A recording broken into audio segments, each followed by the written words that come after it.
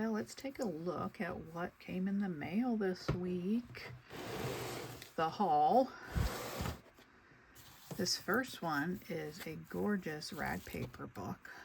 Look at the marbling on that.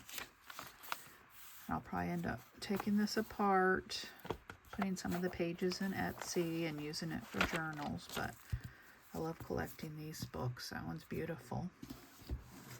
Now this one, Daisy Gordon's Folly. I loved the image on there. But that would work great for a purple journal. This cover is rough though. Definitely some wear and tear on it. This one will need a new spine. 1917 for that one. I've been wanting to do some more nature type journals. So this Bird Life 1919 has some beautiful plates in it of birds and images. So I'm going to be able to use a lot of the insides of this book as well. But this is a nice cover. I think I would leave that cover. I won't cover it up just so you can see the bird life. So there's a nice bird one. And this one was really interesting. The Night Before Christmas. The cover is going to work good. It will definitely need a new spine. It's more of a board-like, but I'm trying to gear up for the holiday season and craft fairs. Now this paper is incredibly brittle. So this one, I will probably take these images and decoupage them or Mod Podge them onto something to be able to use them because they're just gorgeous. But this is The Night Before Christmas, but if you flip into the back after that, you have some other stories in there. Rumpelstiltskin, I thought that was very interesting. The Gingerbread Boy, I'll be able to pull some of those images out as well. But yeah, this book has definitely seen better days. This back cover page is adhered right to the board, so that will be interesting. It'll have to get covered up if we use it for a Night Before Christmas journal, but I thought that was very vintage.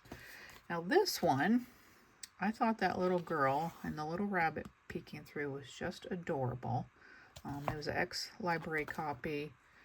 Names Will Never Hurt Me. But I just thought if you put greens maybe inside of there, very narrow spine, so we need to add to that. But just picked it up for fun. Here's another one that was just, the colors were adorable. And I actually started pulling the pages out of this one, but these pages are just so darling. The handwriting, the illustrations in it, just so cute. So this one would be a really nice spring one, maybe with some pinks and yellows and blues. Just such a gorgeous cover. And I've been wanting to do Jane Eyre. This one is a little more recent of a book, not as vintage. So it has a really good spine. You just go right through that spine. A little bit bigger a book, padded. But that's going to make a real nice cover for a Jane Eyre book. And then the last one ended up being a lot larger than I thought it was. McCall's Sewing Book. So I don't know that I would make a journal that large, but the papers in it, look at that pink, is so beautiful. The images, the papers, I love all types of retro journals. I do a lot of vintage, but it's on my mind to do some of the more 50s style retro ones. So this is going to work good for just pulling images out. So those were the haul this week. I really think that collecting the books is a hobby all of itself.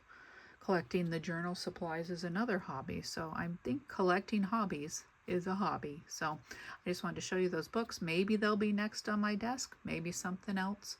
I do think I need to take a break from the hobby of collecting books, but we shall see.